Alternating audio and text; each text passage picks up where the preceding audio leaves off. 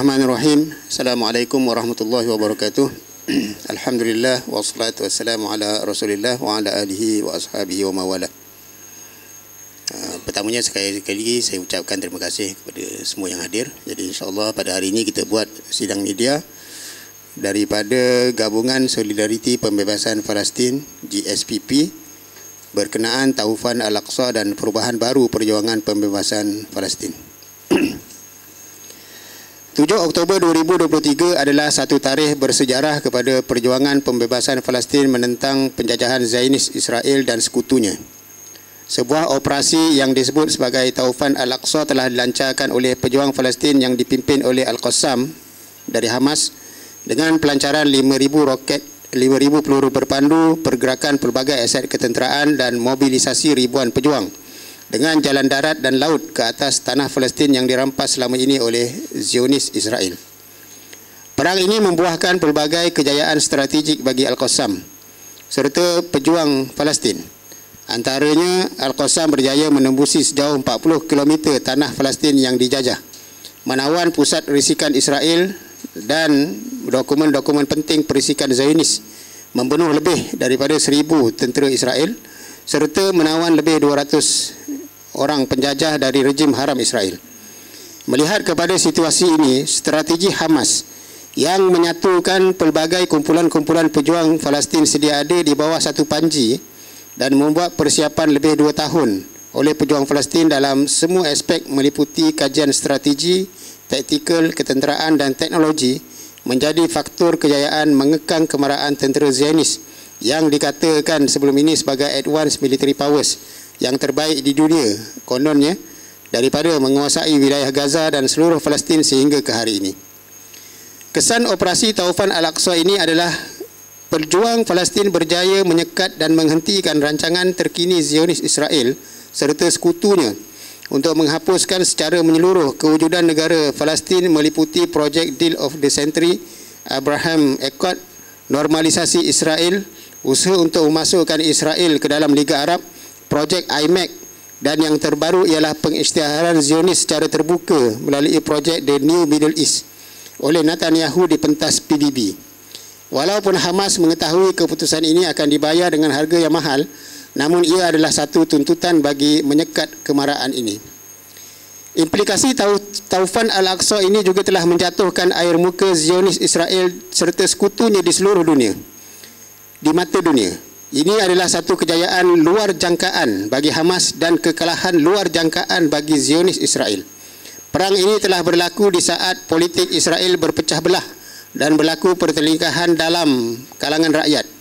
Bagi menutup malu kekalahan ini, sejak hari pertama lagi Amerika Syarikat telah mengambil alih war room, menghantar aset ketenteraan, memberi dana US dolar sebanyak 8 bilion dolar, membuktikan mereka sendiri tahu bahawa Zionis Israel telah gagal dalam mengurus konflik ini secara sendiri.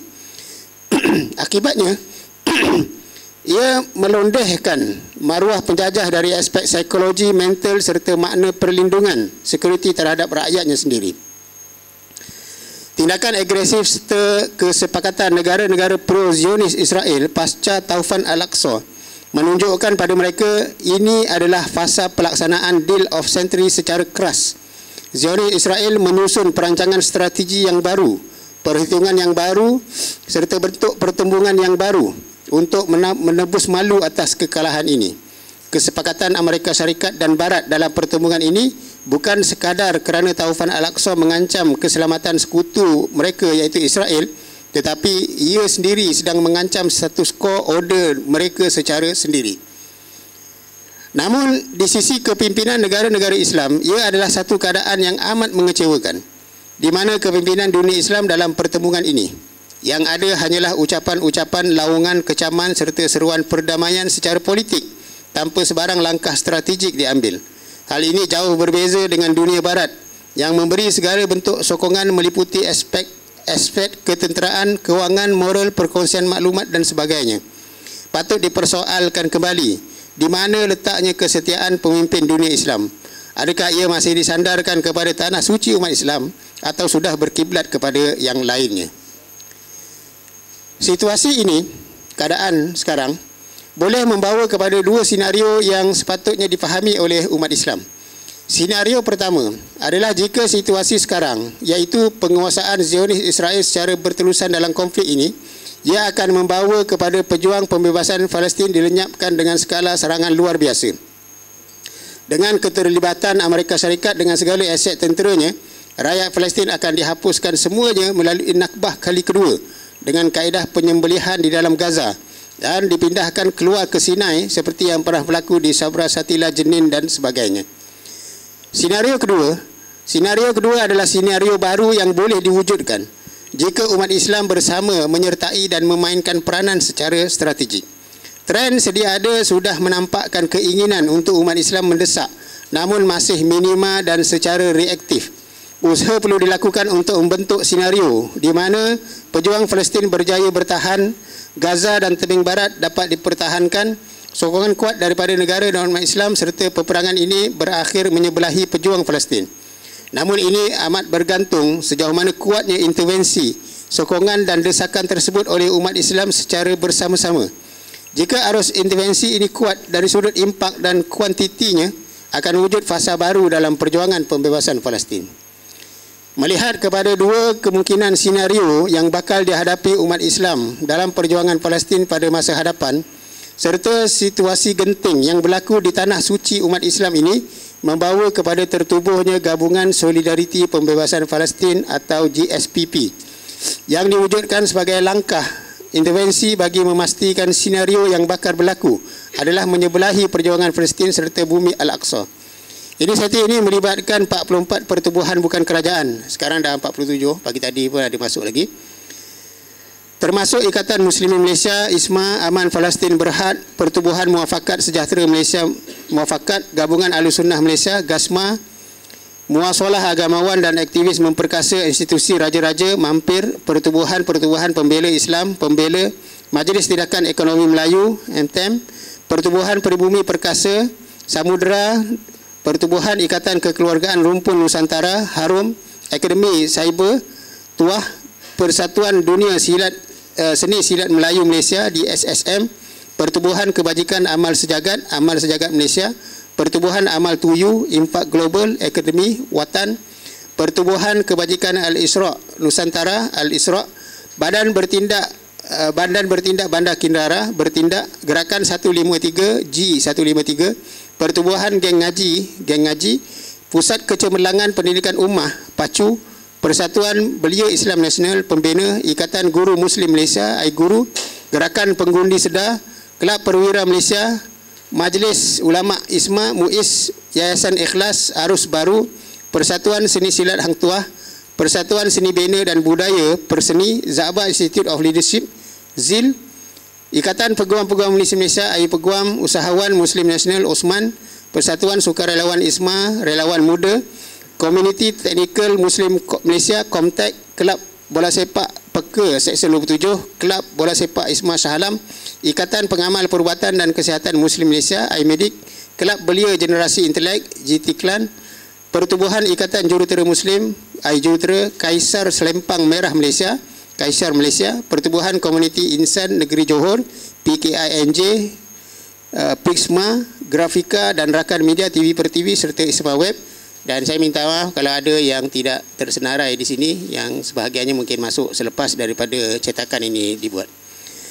Gabungan ini diwujudkan untuk penglibatan baru dalam fasa pertemuan yang lebih mencabar Palestin Israel. Gerakan ini adalah penzahiran kepada kehendak jiwa serta impian seluruh umat Islam yang mahukan pembebasan penuh bumi Palestin. Objektif utama GSPP, kita ada 4 objektif yang kita gariskan. Objektif pertama GSPP adalah untuk mengukuhkan ataupun untuk tamkin kepada perubahan fasa baru yang sedang berlaku. Sebelum ini, penyertaan ummah dalam isu Palestin sekadar secara simpati, menolong mangsa, responsif. Namun di marhala ini ia adalah penyertaan ummah secara strategik dalam konteks perjuangan pembebasan Palestin. Oleh itu, gerakan ini ingin mengajak dan mengalu-alukan penglibatan pertubuhan NGO, badan-badan berkepentingan serta seluruh segmen masyarakat bersama-sama mengangkat isu Palestin keluar daripada sekadar isu kemanusiaan menuju kepada fasa penglibatan baru, iaitu fasa pembebasan bumi Palestin daripada penjajahan. Objektif yang kedua, Objektif yang kedua GSPP adalah menggerakkan masyarakat, iaitu hirak sya'bi, ke arah seruan perang pembebasan, iaitu Ma'rakah Tahrir, menyeluruh Palestin kepada peta asalnya, iaitu sebelum 1917, iaitu sebelum daripada deklarasi Balfour. Gerakan ini menolak sebarang bentuk penyelesaian yang berakhir dengan merampas hak rakyat Palestin, seperti Two State Solution, peta 1948 atau peta sebelum 1967 atau apa-apa sahaja yang lainnya. Gerakan pembebasan ini akan digerakkan melalui pelbagai dimensi, iaitu politik, ruh perjuangan, kemasyarakatan, tekanan kepada pemimpin negara Islam serta tindakan melalui undang-undang antarabangsa. Objektif ketiga GSPP adalah ingin menyatakan kebersamaan serta sokongan tidak berbelah bahagi kepada penduduk dan pejuang Palestin di Gaza dan tebing barat untuk terus bertahan. Dalam bahasa Arab kita guna perkataan da'mus sumud. Ini kerana perancangan Zionis Israel pada waktu ini adalah melakukan nakbah kali kedua. Kali pertama iaitu pada nakbah 1948, iaitu memiliki penuh bumi Palestin, menjadikannya sebuah Israel raya dengan menghalau rakyat Palestin keluar. Umat Islam di seluruh dunia perlu berdiri di belakang Palestin sebagai backup, membuktikan kesetiaan kita kepada perjuangan ini. Kemenangan atau kekalahan peperangan ini adalah bergantung sejauh mana rakyat Palestin dapat kekal mempertahankan saki-baki bumi Palestin, dan kita berpusu-pusu menghulur bantuan dan sokongan.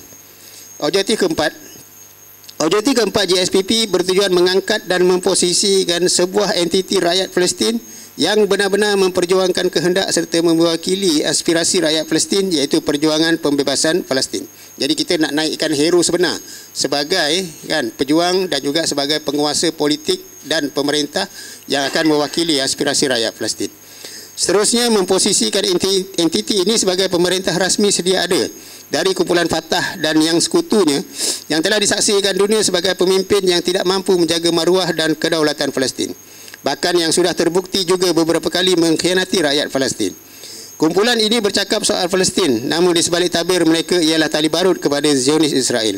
Terdapat juga usaha media pro-Zionis yang cuba membina naratif menyamakan Hamas dengan kumpulan militan ISIS serta memisahkan Hamas daripada rakyat Palestin. Namun dunia serta rakyat Palestin sendiri menjadi saksi kesetiaan Hamas terhadap perjuangan Palestin tanpa berbelah bagi, berakar umbi dalam masyarakat selama puluhan tahun.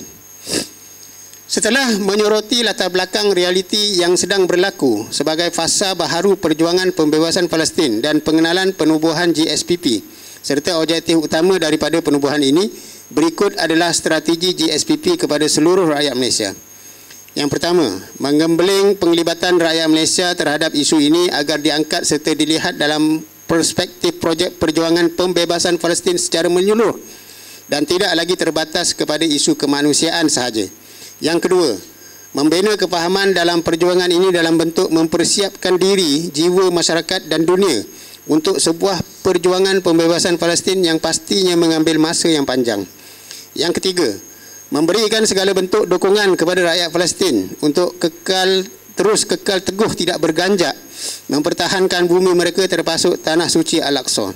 Yang keempat, bergerak secara kolektif dalam memberikan tekanan kepada kerajaan dan kepimpinan Malaysia, negara serantau dunia Islam amnya serta badan-badan antarabangsa untuk memihak kepada keadilan dan bertanggungjawab serta mengambil tindakan berani untuk mengembalikan hak dan kebebasan kepada rakyat dan negara Palestin. Yang kelima, melibatkan seluruh umat Islam khususnya di Malaysia membentuk satu gerakan massa dengan menjalankan pelbagai inisiatif, program dan kempen bersama-sama GSPP. Menggerakkan masyarakat agar memberi sokongan dan sumbangan harta, tenaga, kepakaran dalam pelbagai bidang serta mengikut kapasiti dan lapangan masing-masing bagi pembebasan Palestin.